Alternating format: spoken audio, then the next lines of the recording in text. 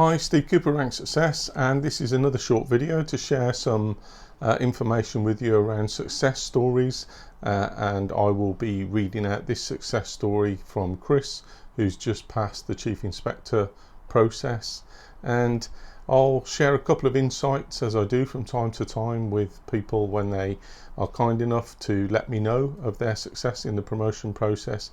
And you know, it's highly competitive.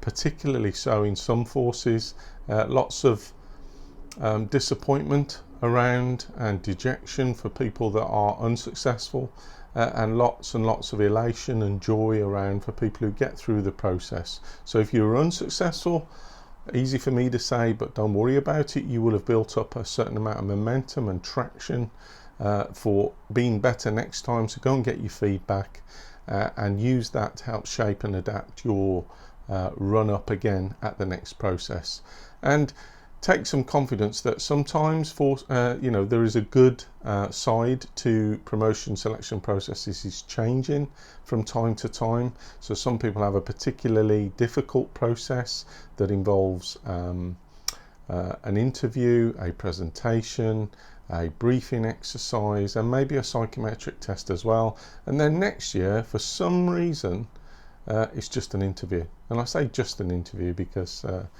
that's less than all those other things put together. But an interview to prepare for, if it's only an interview, can sometimes be a little bit easier. So I just wanted to read this out. I'm really proud of getting this feedback. I'm going to do some more of these short videos as I get the feedback from individuals. I've had a few busy weeks now with people who have, as I say, been kind enough to just take the phone out or tap away a quick message to me. I really do appreciate it, because I pick up insights myself into the process, into how forces are changing things, into how assessors assess things, and I'll tweak that in my guides, in my downloadable guides, in my podcasts, in my videos like this, and share these tips and insights with you for free.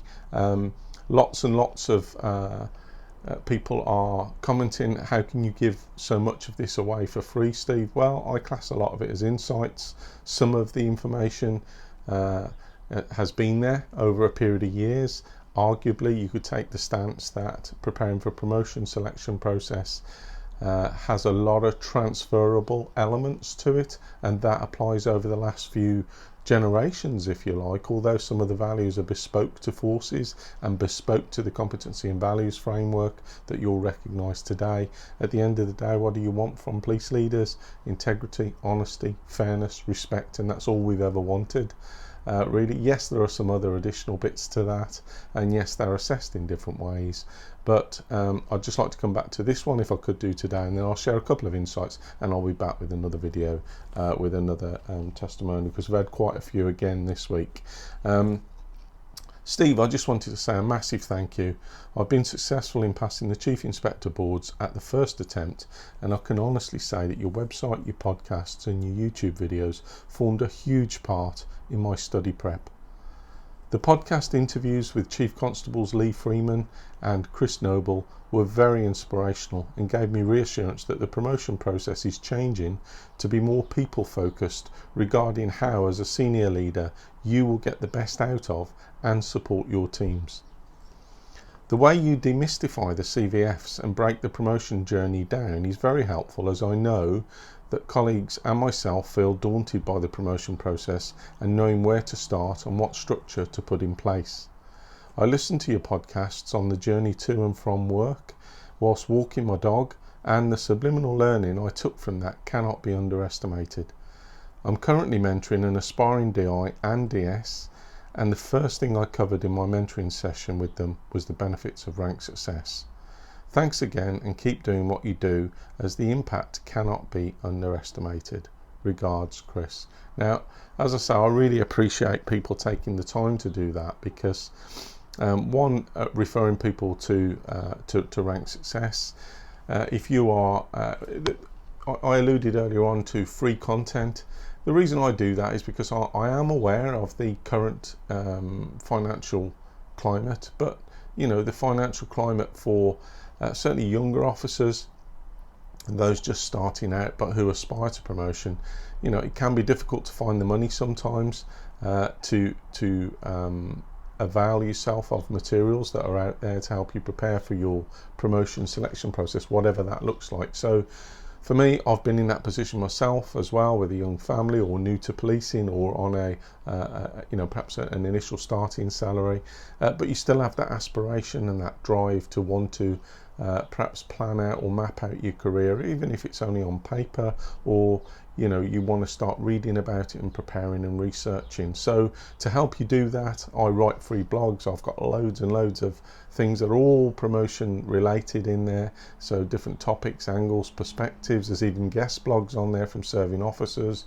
There's interviews and podcasts, as I alluded to earlier on, with chief constables and senior officers who will provide their own insights about what they want from new sergeants, inspectors and chief inspectors. And as Chris alludes to there, that can be very helpful when you're just driving to work or walking your dog and you're listening to those kind of things, and when you walk into a interview or a selection process, you know, your brain remembers some of those insights and you're able perhaps to deliver those insights in your own way with your own experience added to that, etc., etc. So it's great for me to get these snapshots. They really do keep my momentum and traction going forward, and I'm happy to share those openly like this with you if you're happy to share your experience in the process. So I can honestly say, so I'll just go through a couple of these. First of all, you know, many congratulations. It's a hell of an achievement to get through first time. Not everybody does, and as I sometimes allude to, you know, although lots and lots of people you'll see on my testimonials get through first time, and they're pretty made up about it, so they talk in language such as I smashed it, you know, and I trounced it, I absolutely surprised myself in the process. Well, you only do that if you aim to do that, and that's generally reflected through the depth and breadth of preparation that you put in advance. That helps you stand out from other candidates who perhaps just start preparing when the promotion process is announced, or perhaps they're just under all the other pressures in life, such as operational pressures, family pressures, other commitments in life, and they've got to fit their promotion preparation in between. But to get through first time is such a relief, such an achievement, but just remember, not everybody does, and sometimes if you're one of those people who hasn't got through, you may need to run again at the process and surprise yourself, because many people do. So don't write off your first kind of failure or being unsuccessful on a promotion selection process. Go for it again and you'll surprise yourself, and you're probably more likely to get through because your brain goes, you know, I've been here before, I know this, I'm more comfortable now, I get it, I've had a chance to put more work in, so I'm a little bit more comfortable, a little bit more confident, and I'm very much more prepared. Okay, so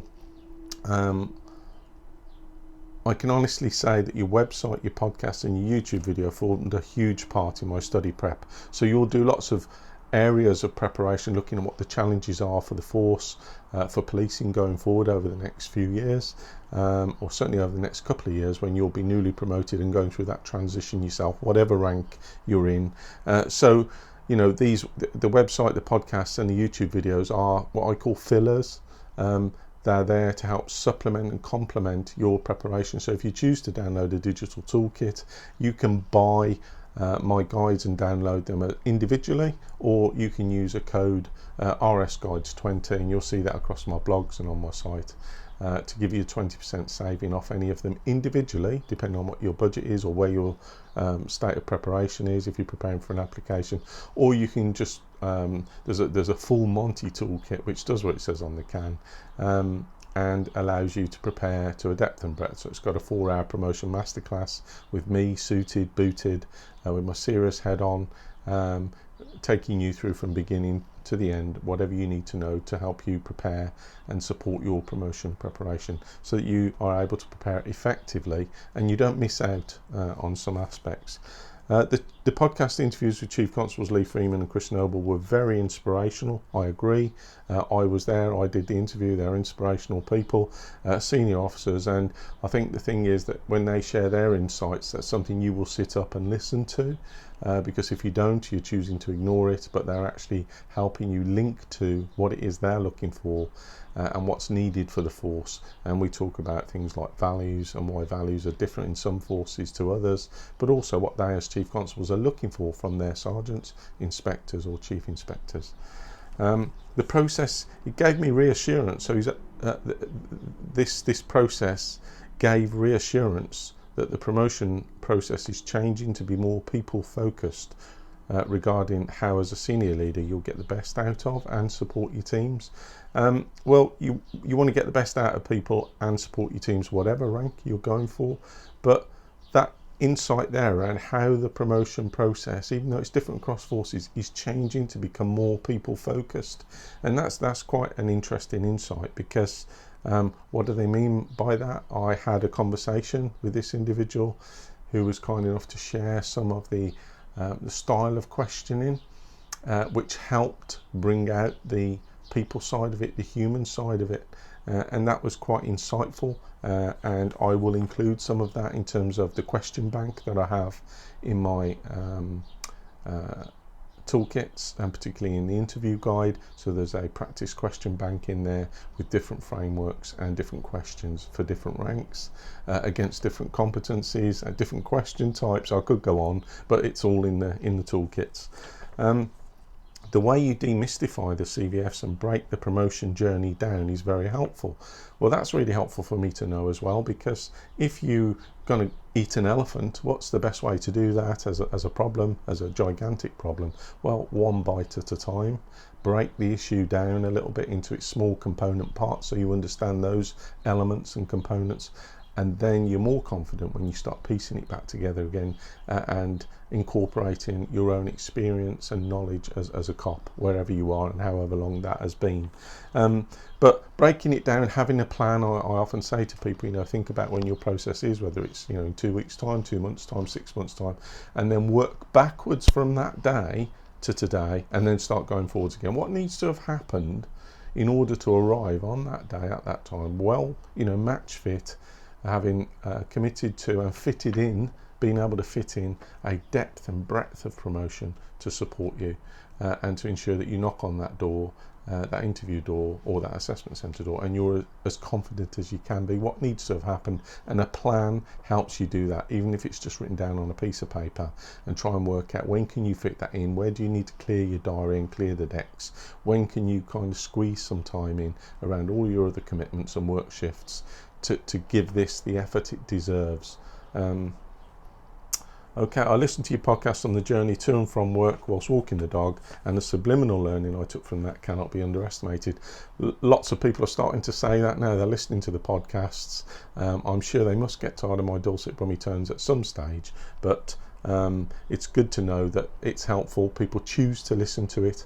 I do get the stats and the metrics from it, and there are a lot of downloads or a lot of listens to them, beyond my expectations. So there must be something in it. And when people say that to me, I'm walking my dog on the beach, or I was commuting into work and I was listening to it, or I'm driving into work here, it is the kind of amount of time you think about it over a period of time, and that allows you to build some layers of understanding up, rather than just understanding this stuff in one dimension as a quick briefing ahead of a process which will be quite challenging for you if you haven't done that. So again, they're all free resources just to help supplement and complement, and to help that subliminal reflection that you have as you listen to something, perhaps a new point, a new concept, a new way of explaining things that I may cover in those podcasts. And then you go into work and you come back and perhaps get into your car and come back, I remember that. I'd never heard it said like that before, and I can kind of fit that in with my own experience and my own understanding. I'm currently mentoring an aspiring DI and DS, and the first thing I covered in my mentoring session was the benefits of rank success. Well, any aspiring leader who has a CPD plan, who's engaged in a formal leadership position or role, should really be developing other people. That's what the role is all about, and many of you will be developing other people. Hopefully you've got mentors yourself and you're mentoring other people at whatever level, because everybody needs that sharing of experience to help them progress, and to learn and to develop and to grow in the role, in the job.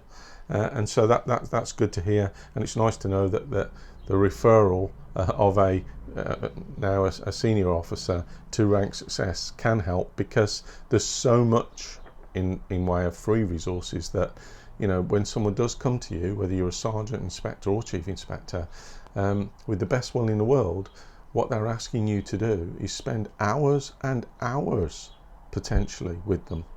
And sometimes you just, with the best will in the world, can't do that. So please refer them over to Rank Success, listen to the free podcast, download the free guides, watch the free YouTube videos, and funnily enough, your awareness will raise, your confidence will be boosted, and you'll be able to pick up a few things perhaps you hadn't thought about, and that's relevant and topical to going for promotion. In fact, there's even a podcast to start you off called Going for Promotion. So have a look at that. Thanks again for doing what you do, as the impact cannot be underestimated. Great, that's what I love to hear. And if there is a real impact in there, that's what I want. And I try and cover as many points that people ask me to cover.